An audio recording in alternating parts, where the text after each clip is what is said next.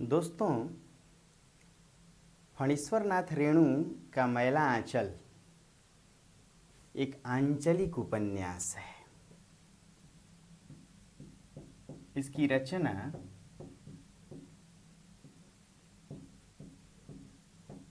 1954 में हुई। मतलब यहाँ से आप दो बातें सीख सकते हैं।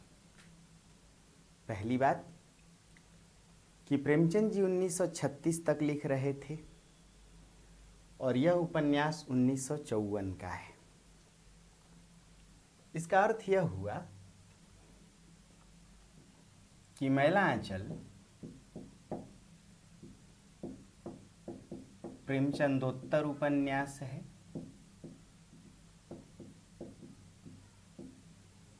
और प्रेमचंदोत्तर उपन्यासों में भी आंचलिक यथार्थवादी उपन्यास है।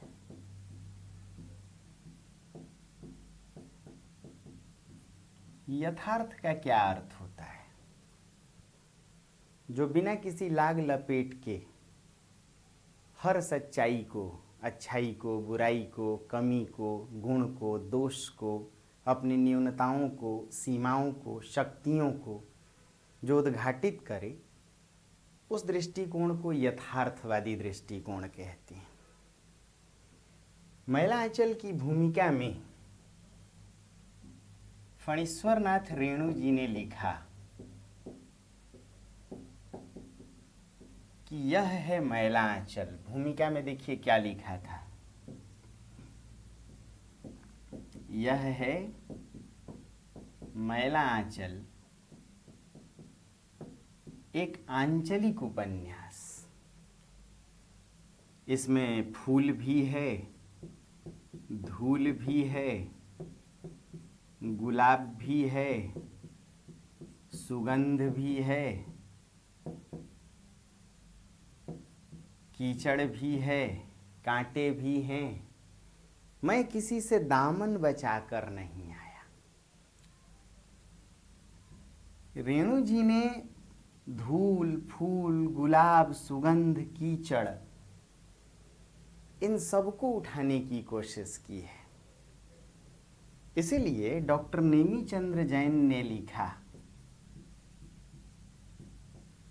कि रेणु जी की निर्लिप्त दृष्टि, निर्लिप्त यानी जो किसी का पक्ष न ले, किसी पूर्वाग्रह से ग्रसित न हो, रेणु जी की निर्लिप्त दृष्टि आंचलिक जीवन की सभी सच्चाइयों को, सभी यथार्थ को बिना किसी लाग लपेट के उद्घाटित करती है। इसलिए दो बातें। पहली बात कि मैला आंचल प्रेमचंदोत्तर उपन्यास है। दूसरी बात कि प्रेमचंदोत्तर उपन्यासों में भी यथार्थवादी उपन्यास है। इसे आंचलिक यथार्थवादी उपन्यास कहा गया। दोस्तों,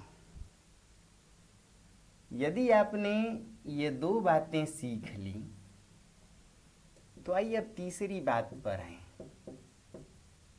आंचलिकता का क्या अर्थ? आंचलिकता को समझने के लिए डॉक्टर नेमीचंद्र जैन और डॉक्टर देवराज उपाध्याय इन दो आलोचकों की बातों को जानने की आवश्यकता है। डॉक्टर नेमीचंद्र जैन ने लिखा कि आंचलिक कथाकार, कैसा कथाकार? आंचलिक कथाकार शहरी एक रास्ता और आत्माभिमुखता से, शहरी एक रास्ता तथा आत्माभिमुखता से ऊब कर आंचलिक जीवन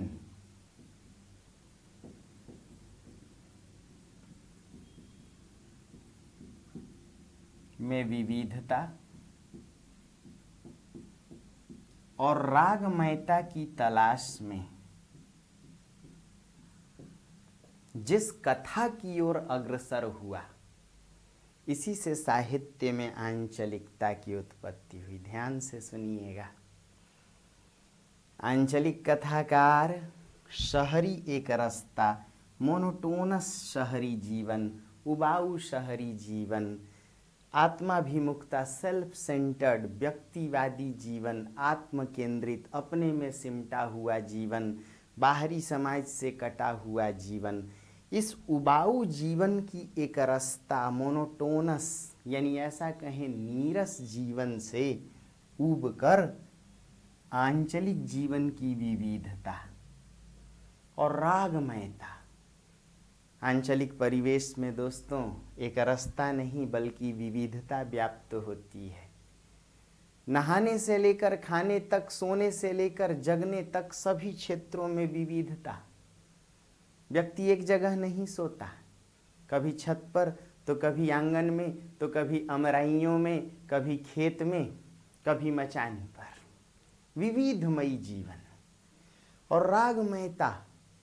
लोग सेल्फ सेंटर्ड नहीं होते अंचल विशेष के, एक दूसरे से उनका ताना बाना जुड़ा होता है, एक दूसरे के सुख दुख के साथी होते हैं। समूह जीवन को जिया जाता है आंचलिक परिवेश में।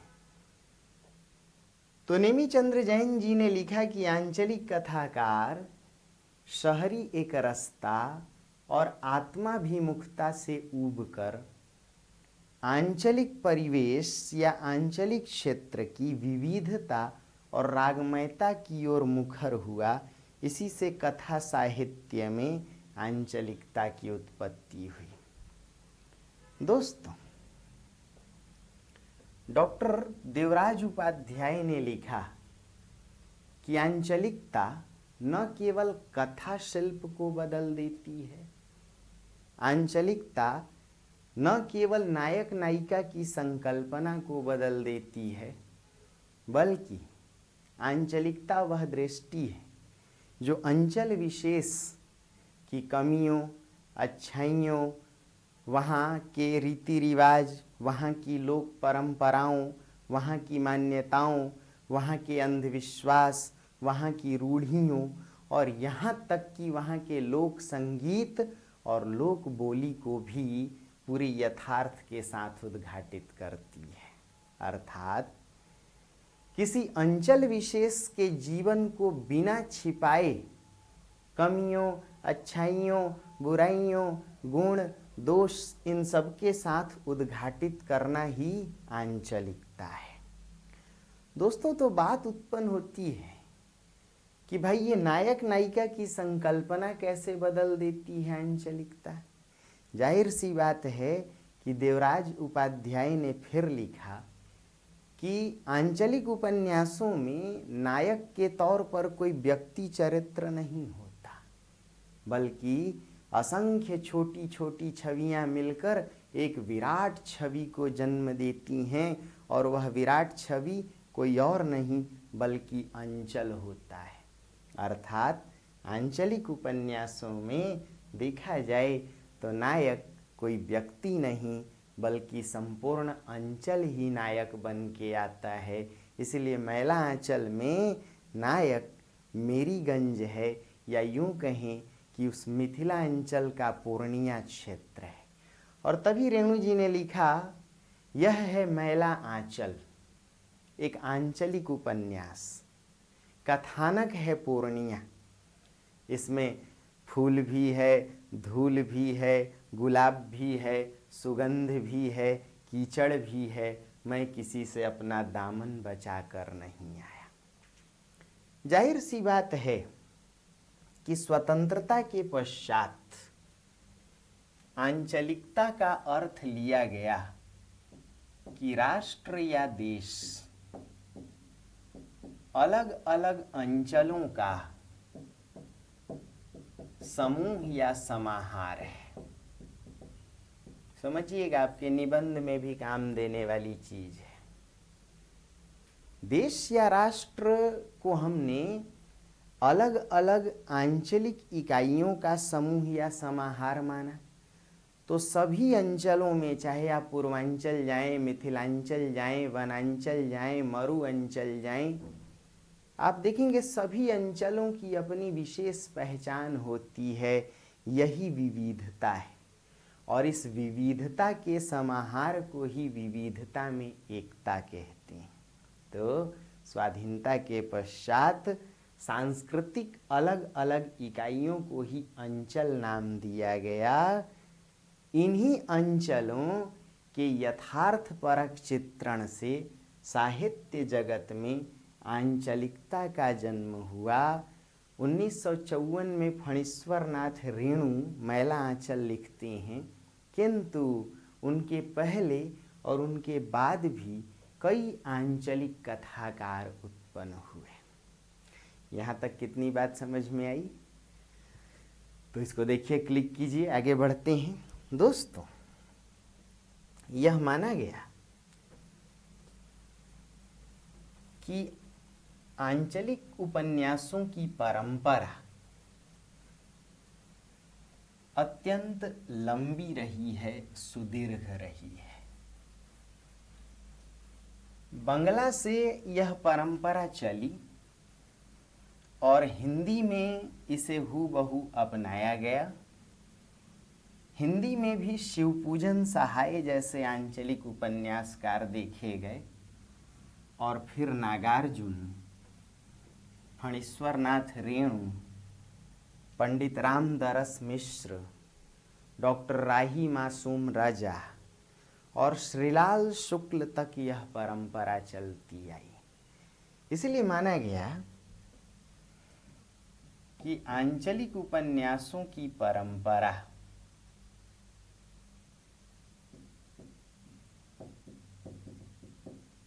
विकसित हुई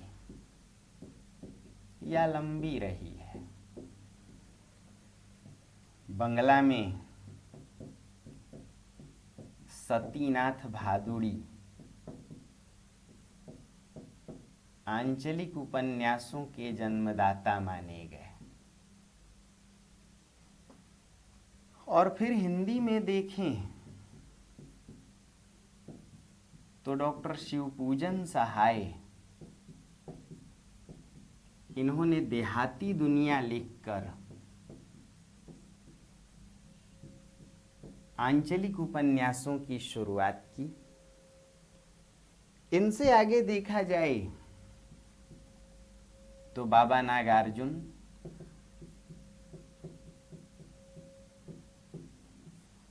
जिन्होंने बलचनमा, बाबा बटेश्वर नाथ, नाम सुना होगा आपने, रतिनाथ की चाची,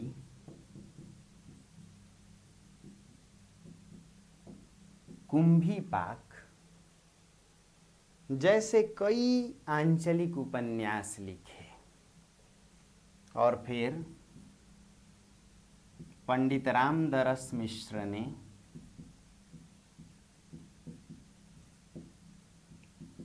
जल टूटता हुआ,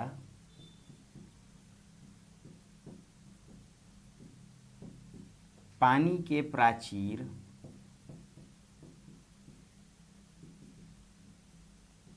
सूखता हुआ तालाब,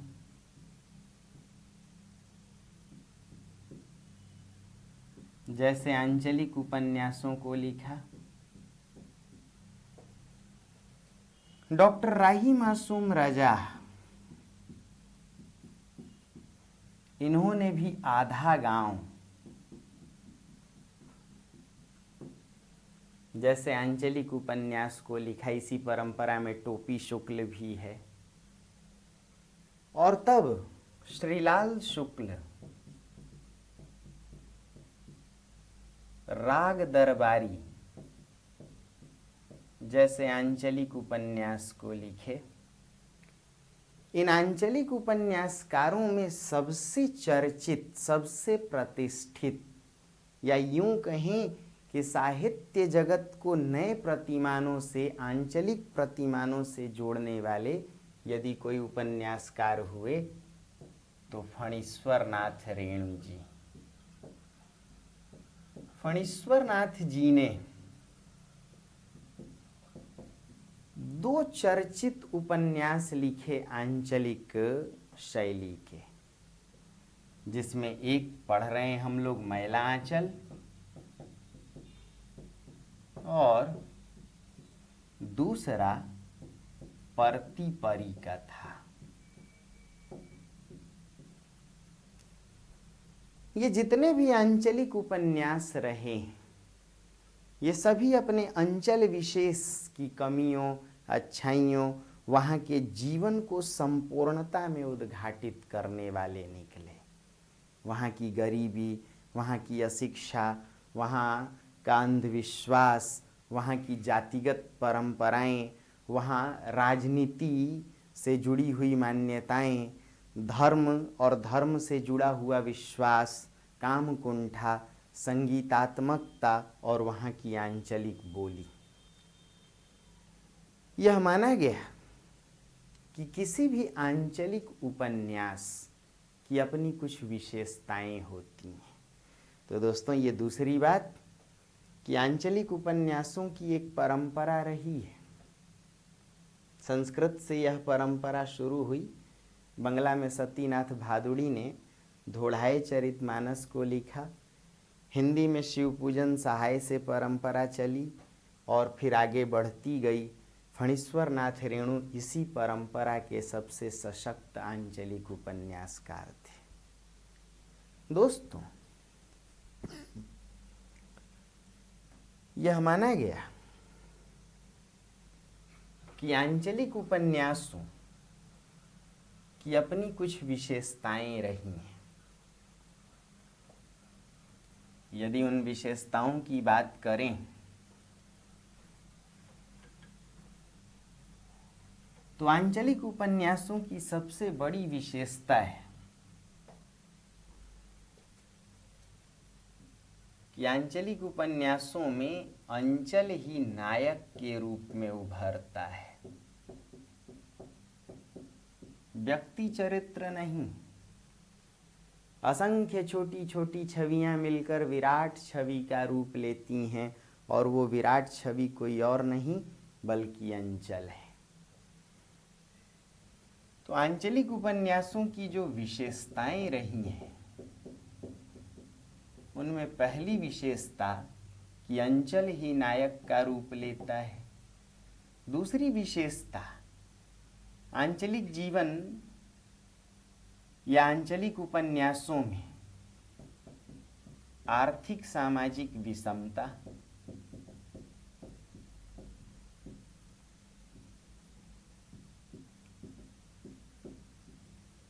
तीसरी विशेषता की बात करें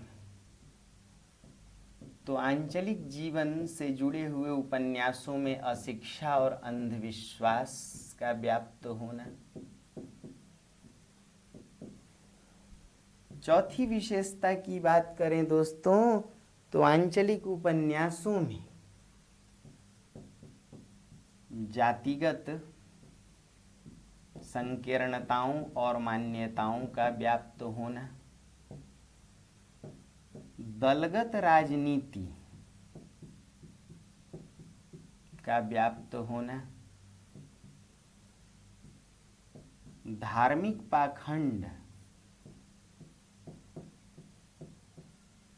और धार्मिक मान्यताओं का व्याप्त होना।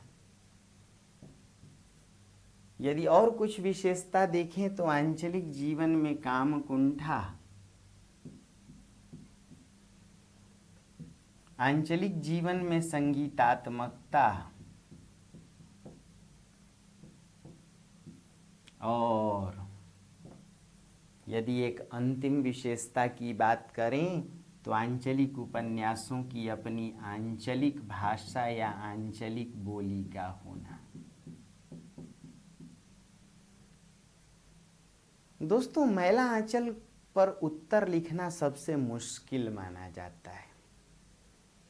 लेकिन इस पर जो प्रश्न पूछे जाते हैं, याद रखिए, उनकी सीमा होती है, उनके जो एरियाज हैं वो बड़े सीमित हैं। तो इस जो सबसे महत्वपूर्ण प्रश्न बनता है कि आंचलिकता की परिभाषा देते हुए, सुनिएगा ध्यान से, आंचलिकता क्या है इसकी परिभाषा देते हुए आंचलिक उपन्यासों की परंपरा में मैला आंचल का स्थान निर्धारित करें तथा आंचलिक उपन्यासों की विशेषताओं के आधार पर मैला आंचल की चर्चा करें। अब आप देखेंगे कई बार जो प्रश्न पूछे गए, कभी राजनीति से जोड़ करके प्रश्न आया, कभी गांधीवाद बनाम भटका हुआ गांधीवाद या गांधी के आदर्श, राजनीति में गांधी का मुखौटा धर्मी चरित्र किस प्रकार गांधी के आदर्शों के साथ खिलवाड़ किया गया, किस प्रकार आज़ादी के पहले और आज़ादी के बाद यानी गांधी की हत्या के बाद ही गांधी के आदर्शों के साथ खिलवाड़ हुआ। कई प्रकार के मुद्दे पूछे जाते हैं, जिनमें सबसे बड़ा प्रश्न यही है, आंचलिक उपन्यासों की परंपरा में मैला आंचल तथा आंचलिकता की विशेषताओं या आंचलिकता के तत्वों के आधार पर मैला आंचल। देखते जाइए, यही विशेषताएं हैं। दोस्तों, मैला आंचल की बात करें तो मैला आंचल में देखेंगे आप कालीचरण भी है, डॉक्टर प्रशांत भी है, बालदेव भी है, बावन दास भी है और तहसीलदार विश्वनाथ मलिक भी है। उधर आप देखेंगे तो चलितर कर्मकार भी है। गौर कीजिएगा तो कोई भी मुख्य नायक प्रतीत नहीं होता। ऐसा लगता है कि ये सब मिल करके मेरीगंज अंचल को ही उद्घाटित कर रहे हैं। ये सब कहीं ना कहीं अंचल की ही इकाइयों के रूप में सिमटे हुए हैं। इसीलिए मैला आंचल में कोई व्यक्ति चरित्र नायक नहीं, मेरीगंज ही नायक है, यानी अंचल पूर्णिया का मेरीगंज ही नायक के रूप में नायकत्व की भूमिका पाता है। आर्थिक सामाजिक विषमता की बात करें मैला आंचल में, तो मैला आंचल के आरंभ में ही इस बात की चर्चा आपको मिलेगी कि यह है मैला आंचल, यानी भूमिका में कथानक है पूर्णिया। पूर्णिया की कथा मेरीगंज से जुड़ी हुई है और यह मेरीगंज नाम नीलहे अंग्रेजों के अत्याचारों की याद दिलाता है। गांव का जो भी पुराना नाम लेता था उसे मार्टिन नाम का नीलहा अंग्रेज कोड़ों की सजा देता था।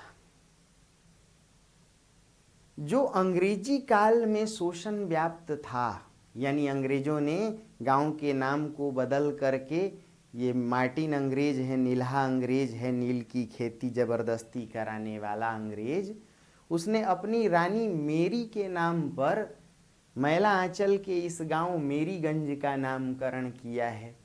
जो भी गांव का सदस्य पुराना नाम लेता उसे कोड़े मरवाता था।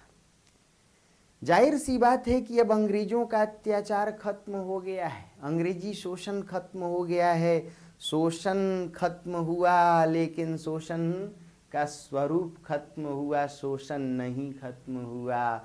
शोषण तो अब भी जारी है बदस्तूर। कैसे? अंग्रेज चले गए किंतु मेरीगंज का शोषण अब भी बरकरार है।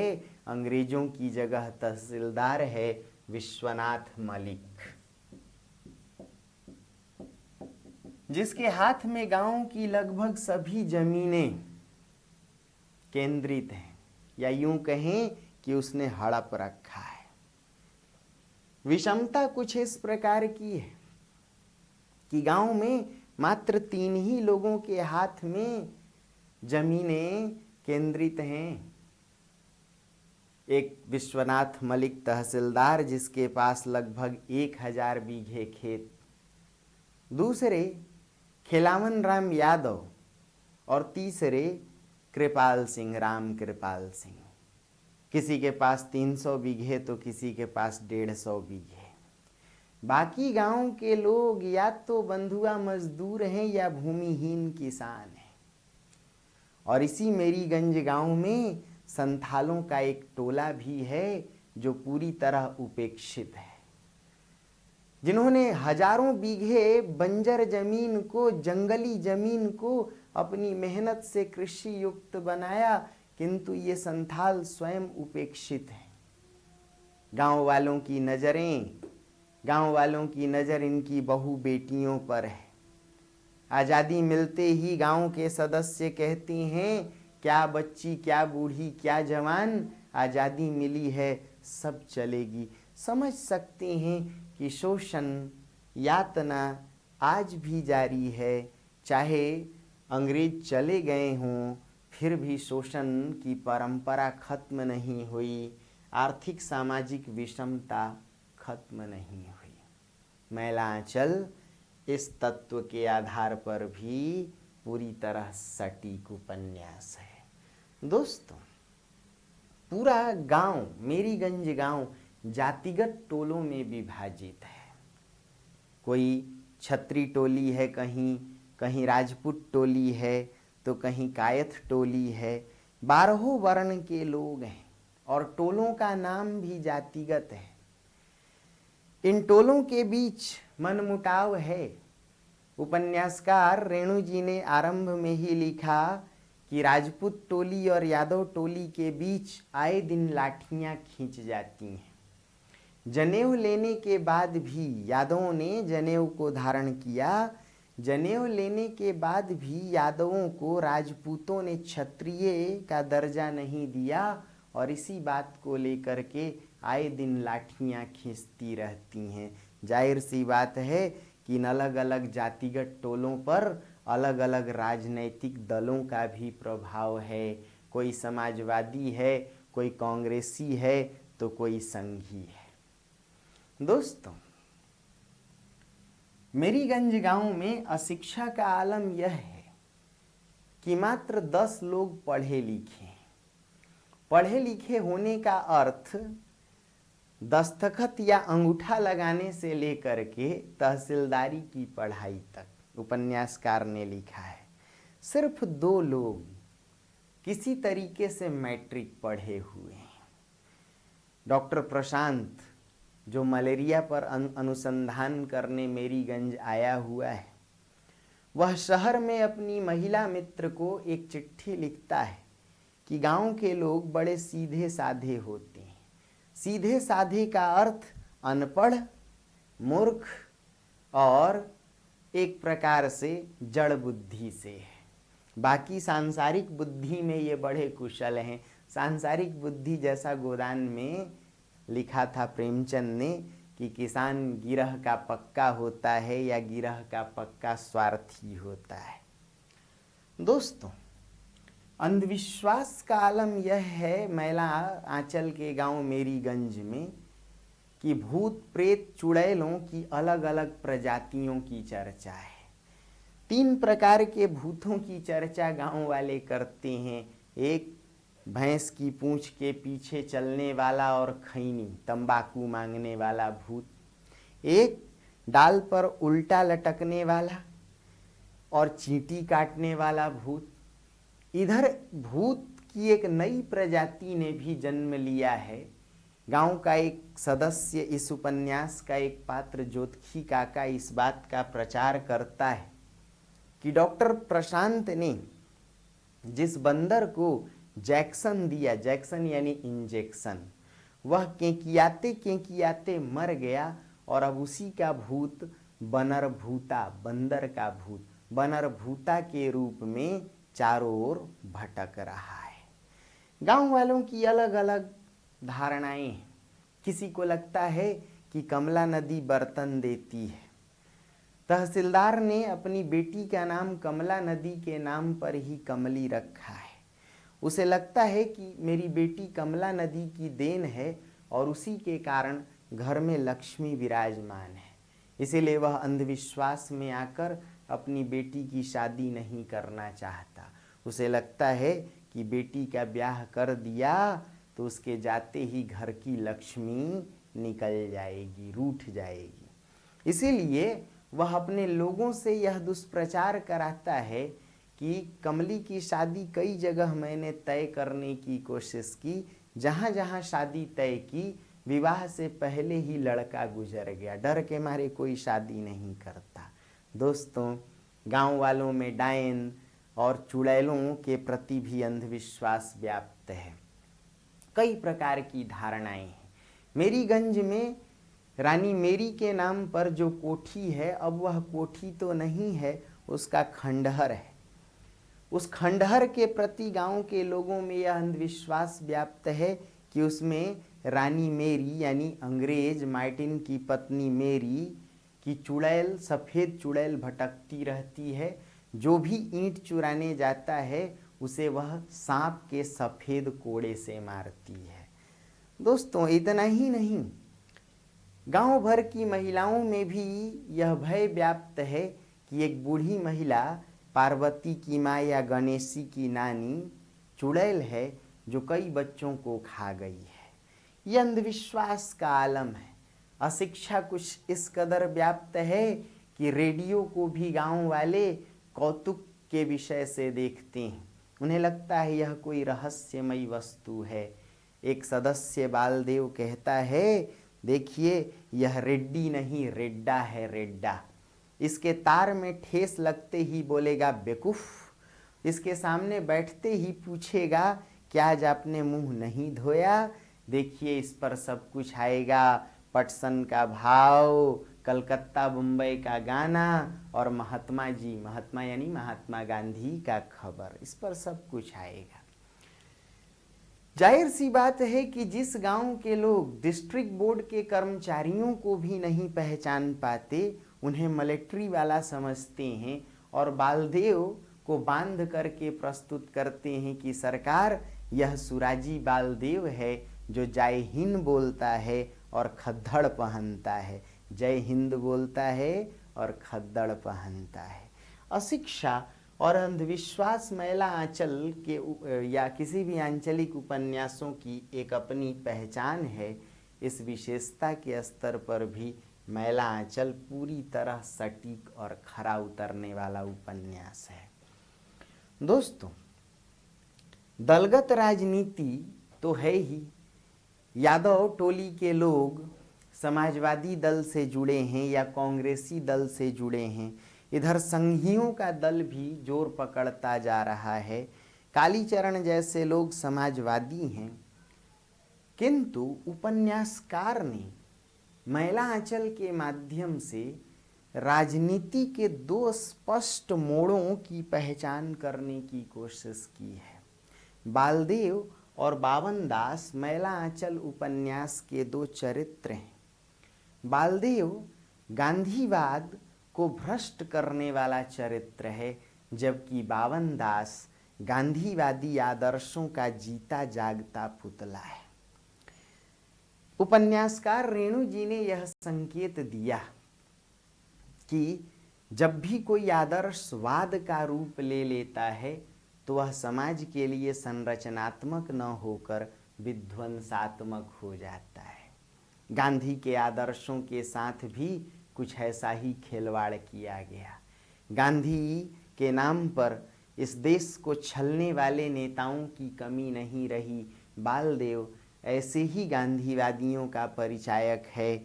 जिस प्रकार कांग्रेस में भ्रष्टाचार बढ़ता गया और स्वयं गांधी कांग्रेस से अलग थलग हो गए थे, उसी प्रकार बावन दास एक पात्र है जो महज 1.5 हाथ का है। उपन्यासकार ने लिखा कि यह कोई दैवीय विकृति है या पिट्यूटरी ग्लैंड की कोई भूल है।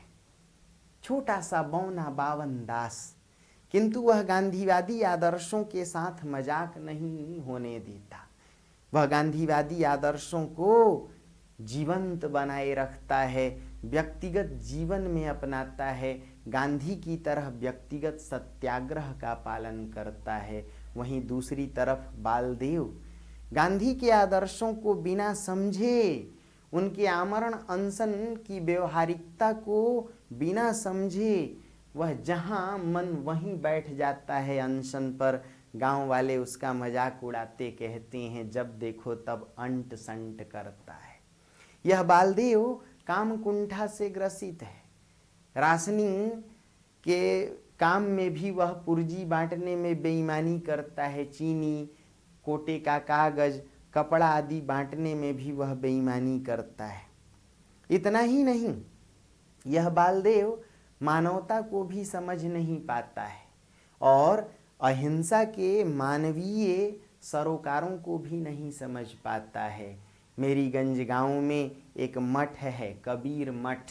जाहिर सी बात है वहाँ बीजक के पद गाए जाते हैं। कबीर मठ में कबीर की रचना है, बीजक, साखी, सबद, रमैनी तीनों का संकलन। इस मठ पर लक्ष्मी कोठारिन है और लक्ष्मी कोठारिन पर जब नागा साधु अत्याचार करते हैं, उसे अपशब्द कहते हैं, गालियां बकते हैं, यहाँ तक कि उसके साथ जबरदस्ती करना चाहते हैं, तो इस बात का विरोध कालीचरण करता है। किंतु कालीचरण के इस मानवीय कार्य को बालदेव जैसा ना समझ गांधीवादी या गांधीवादी आदर्शों के साथ खिलवाड़ करने वाला बालदेव कालीचरण के विरोध में ही अनशन पर बैठ जाता है। वह कहता है कि हिंसावाद नहीं चलेगा, यानी हिंसा नहीं चलेगी। वह बात बात पर गन्ही महात्मा की जय कहता है, भारत माता की जय, यानी भारत माता की जय, गांधी महात्मा की जय। मैला आंचल आंचलिक उपन्यास है, इसकी भाषा आंचलिक बोली है, इसीलिए इसके जो शब्द भी हैं वो भी आंचलिकता में पिरोए हुए हैं। इसीलिए डॉक्टर यहाँ डाकघर है, ज्योतिषी ज्योतिखी है और वाइस चेयरमैन भैंस चरमन बाबू हैं। समझ सकते इंजेक्शन जैक्सन है, गांधी महात्मा गन्ही महात्मा है और इनकलाब जिंदाबाद इनकिलास जिंदाबाग है। ऐसे शब्दों का प्रयोग है। दोस्तों, धार्मिक पाखंडों को लेकर फणीश्वर नाथ रेणु जी ने उपहास किया है या कटाक्ष किया है कि अब महंती सेवा, त्याग और तपस्या का नाम नहीं है, बल्कि व्यभिचार, पाखंड और अंधविश्वास का नाम है, काम कुंठा का नाम है। मेरीगंज गांव का कबीर मठ व्यभिचार से लिप्त है। यहाँ का बूढ़ा महंत सेवादास, जो अपने दोस्त की बेटी जो अंश किशोरी है, बाल्यावस्था में ही उसके पिता के मरने के पश्चात मठ पर लाता है, किंतु उसे हवस का शिकार बनाता है। गांव वाले सदस्य कहते हैं कुछ पात्र कि बहुत छोटी थी तब से रात में बिलख बिलख कर रोती है लक्ष्मी कोठारिन। बूढ़ा महंत घोर कामांधता की दशा में ही मरता है। वह नेत्रहीन है किंतु उसकी कामेंद्रियां प्रबल हैं। उसके मरने के पश्चात उसका चेला रामदास महंती के आसन पर बैठता है, चादर टीका लेता है। यह रामदास कितना योग्य है यह आपके लिए जान लेना आवश्यक है। रामदास चिलम भरने में कुशल है और खंजड़ी बजाने में माहिर है। रामदास भी अपने गुरु की तरह, यानी उसकी महंती योग्यता सिर्फ इतनी है, उसमें ना तो त्याग है, ना तपोबल है, ना वह शास्त्र मर्मज्ञ है, ना वह ज्ञानी है, वह तो काम कुंठित है, व्यभिचारी है, ईर्ष्यालु है। बूढ़े महंत की तरह जिस प्रकार बूढ़े महंत सेवादास ने लक्ष्मी कोठारिन को रखेलिन बना के रखा था, उसी प्रकार उनका चेला रामदास भी मठ पर गांव की एक महिला को रखेलिन बना करके लाता है। फुलिया की बहन राम पीरितिया को मठ पर लेकर के आता है। समझा जा सकता है कि जहाँ धार्मिक मान्यताओं में पाखंड घुस जाए, व्यभिचार घुस जाए। और एक आंचलिक उपन्यासकार के तौर पर रेणु जी ने इस धूल, इस कीचड़, इस बदबू को भी उठाने की कोशिश की। इसीलिए लिखा नेमीचंद्र जैन ने कि रेणु जी की निर्लिप्त दृष्टि किसी भी तथ्य को बिना किसी भेदभाव के उद्घाटित करती है। दोस्तों, गांव के छोटे बड़े सभी सदस्य, आप देखें तो कथा बताती है कि जो सवर्ण टोले के लोग हैं वह आए दिन ततमा टोली, अलग अलग जातियों के आधार पर टोलियों का नामकरण है, गांव के सदस्य किसी न किसी गरीब टोली में जाकर, अशिक्षितों की टोली में जाकर के उनकी महिलाओं का यौन शोषण करते हैं। सहदेव मिसिर का संबंध फुलिया से है, ऐसा ही अनैतिक संबंध। तो ठाकुर हरगौरी सिंह का ऐसा ही संबंध अपनी सगी मौसेरी बहन के साथ है। छोटे बड़े सभी इसी में अलिप्त हैं। जब मठ ही इस प्रकार की काम कुंठा से ग्रसित है तो गांव के आम सदस्यों का क्या होगा। किसी भी आंचलिक उपन्यास में वहाँ के लोक संगीत, वहाँ की लोक परंपराओं की झलक मिलती है। मैला आंचल की बात करें तो संगीतात्मकता, रागमयता कूट कूट कर भरी हुई है। अलग अलग मौके पर अलग अलग संगीत की चर्चा है। सावन भादों में कजली और लावनी, तो खेती के कटने या फसल के कटने पर चैती है। फागुन के महीने में जोगीड़ा है, तो किसी के मर जाने पर समदाउन या समक्षाउन गीत है। गाड़ीवानों के द्वारा भौजिया गीत है, तो कृषि कार्य शुरू होने पर विदापत नृत्य है। ऐसे ही शादी विवाह में सारंगा सदा ब्रिज का गीत है। आप समझ सकते हैं कि आंचलिक जीवन में संगीत का कितना महत्व होता है। मानो आंचलिक जीवन और संगीत का चोली दामन का संबंध होता है। दोस्तों, आंचलिक उपन्यासों की भाषा आंचलिकता से ही युक्त होती है। यह माना गया कि खड़ी बोली हिंदी में आंचलिक क्षेत्र की बोलियों के शब्दों को मिलाकर जो भाषा तैयार होती है, उसी से आंचलिक उपन्यासों की भाषा गढ़ी जाती है। आप देखेंगे तो मैला आंचल में खड़ी बोली हिंदी के साथ, चूँकि पूर्णिया मिथिलांचल है इसीलिए मैथिली के शब्द और साथ में कुछ पात्रों के द्वारा भोजपुरी के शब्दों को मिलाकर एक ऐसी भाषा तैयार की गई है जो शहर जाने वाले ग्रामीण पात्र अक्सर अदालतों में, कोर्ट कचहरी में, सरकारी कार्यालयों में प्रयोग करते हैं। तो भाषा भी इसकी आंचलिक है। दोस्तों, ये आंचलिक विशेषताएं रही हैं। इन सभी विशेषताओं को यह उपन्यास अपने में समेटा हुआ है। इसका जो सबसे महत्वपूर्ण पहलू है वह है मैला आंचल की राजनीति, बालदेव और बावन दास के माध्यम से। उपन्यासकार ने कहीं न कहीं यह अग्रिम संकेत दिया था कि आज़ादी के बाद की राजनीति किस कदर मुखौटा धर्मी और भ्रष्ट होती जाएगी। ऐसे कांग्रेसियों की इसमें चर्चा की गई है जो कभी नेपाली लड़कियों की तस्करी करते थे, जो राशनिंग वगैरह में बेईमानी करते थे, जो सीमेंट और उस समय नमक की तस्करी किया करते थे। ऐसे भ्रष्ट कांग्रेसी आज़ादी के बाद सक्रिय राजनीति में आ गए हैं, जनप्रतिनिधि बनकर बैठे हैं। दुलार चंद कापरा जैसे पात्रों के माध्यम से उपन्यासकार रेणु जी ने ऐसे कई संकेत दिए। समझा जा सकता है कि आज भी राजनीति के नुमाइंदे या जनप्रतिनिधि कैसे हैं, जो कहीं जेल में बंद हैं, जिन्होंने परिवार के परिवार जला डाले, जो सांप्रदायिक हिंसा फैलाने वाले लोग हैं, जो हत्यारे हैं, जो बलात्कारी हैं, आज वही जनप्रतिनिधि बने बैठे हैं।